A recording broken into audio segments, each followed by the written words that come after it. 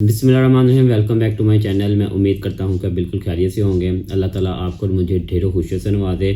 मैं बहुत अरसे के बाद वीडियो अपलोड कर रहा हूँ। काफ़ी लाइफ में मसरूफियात थी जिसकी वजह से मैं अपलोड नहीं कर पा रहा था, और मैं उन लोगों का भी शुक्रिया अदा करता हूँ जो मेरे सब्सक्राइबर्स हैं वो मुझे पर्सनल में आके मेरे साथ बातचीत करते थे कि सर आपकी वीडियो नहीं आ रही। मैं उनका शुक्रगुजार हूँ। आज मेरा एक ही टॉपिक है, बड़ा इम्पोर्टेंट है, जो कि मैं कहता हूँ कि सबसे टाइम टेकिंग वाला प्रोसीजर बताने लगा हूँ, जिससे अब इसको शॉर्ट कैसे करना है, इसका तरीकाकार क्या है कि हम इसकी जुरिस्डिक्शंस को कैसे हम लोग जो है ना अपने अकॉर्डिंग टू आरटीओ कैसे चेंज कर सकते हैं। इससे रिलेटेड आज मैं आपको इन डिटेल बताऊँगा और शॉर्ट बताऊँगा, एक कंप्लीट प्रोसीजर बताऊँगा कि जिससे आप आसानी से अपने क्लाइंट का जो रेलिवेंट आरटीओ है उसको कैसे चेंज कर सकते हैं। सबसे पहले मैं बताऊंगा कि फॉर एग्जांपल मैं आपको मिसाल देने लगा हूँ कि आपका आरटीओ है पेशावर, ठीक है, और आपका क्लाइंट काम करता है शाह आलम में, लाहौर में, ठीक है। आपने उसको किस तरह अपनी जुरिस्डिक्शन को चेंज करना है। ये एक टफेस्ट समझने के प्रोसीजर था जो कि अब मैं आपको जैसे शॉर्ट में बताऊँगा। आपकी ज़्यादा टाइम टेकिंग भी नहीं होगी और आपका काम भी हो जाएगा, और आप इतने किसी को अंडर टेबल के चक्कर में किसी को बहुत ज़्यादा पैसा देने से बच जाएंगे। इसका तरीकाकार ये है कि आपने सबसे पहले अपने रेलिवेंट आरटीओ लाहौर है वहाँ पर जुरिस्डिक्शन की एप्लीकेशन जमा करवानी है, और साथ ही आपने उस एक और कॉपी आपने आरटीओ पेशावर में जमा करवानी है।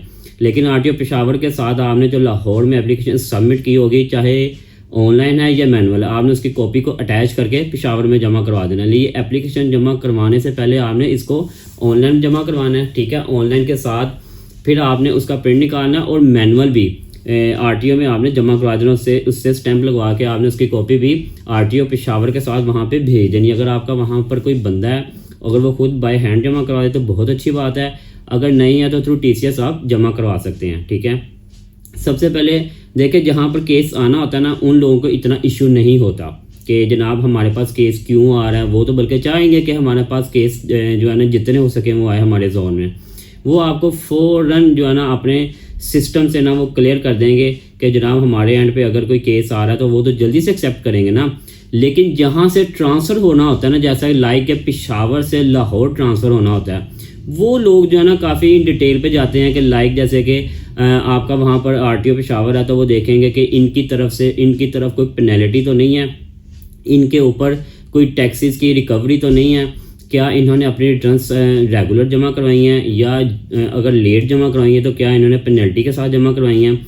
वो क्या करते हैं कि वो आपका एक ऑडिट करते हैं, ठीक है। जब वो ऑडिट करते हैं ना, उसमें वो सारी चीज़ें चेक करते हैं, सारी चीज़ें देखते हैं कि क्या ये कंप्लीट प्रोसीजर इन्होंने किया हुआ है और हम इसको वहाँ पर ट्रांसफ़र करने में हमें कोई प्रॉब्लम तो नहीं है। हालांकि देखा जाए तो वो भी उन्हीं का ही आरटीओ है ना, बट देखें ना हर एक का अपने अपने जो है ना सिटी में वो चाहते हैं कि हमारा रेवेन्यू ज़्यादा जनरेट हो। वो चेक करेंगे कि अगर रिकवरी नहीं है तो वो एनओसी दे देते हैं। बट मैं फिर वही, जब तक आप उनके ऊपर बैकएंड पे परसू नहीं करेंगे, चाहे वो आपका कोई बंदा है या कॉलिंग के ऊपर आप उनसे अपडेट्स नहीं लेते रहेंगे, वो कभी भी आपको पेशावर वाले एनओसी इशू नहीं करेंगे। चाहे वो पेशावर है, कराची है, इस्लामाबाद, जिन्होंने जहाँ से केस ट्रांसफ़र होना होता है ना, वहाँ पर लोग एनओसी देने में ना हेजिटेशन फील करते हैं। हेजिटेशन से मीन्स ये है कि वो कभी भी नहीं चाहते कि हमारा केस किसी दूसरी जगह पे ट्रांसफ़र हो। वो जो है ना, कुछ लोग तो नखरे करते हैं, कुछ लोग कोई ना कोई ऑब्जेक्शंस लगाते हैं, कुछ लोग कुछ भी करते हैं। बट इन सेंस ये है कि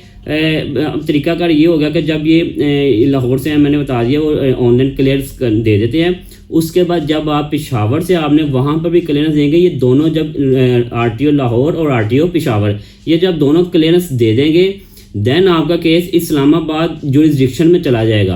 पहले वहाँ पर भी इतना टाइम लगता था, लेकिन उसके बाद क्या हुआ कि हमारी जो बार है ना, उन्होंने इसके ऊपर स्ट्रिक्टली एक्शन लिया।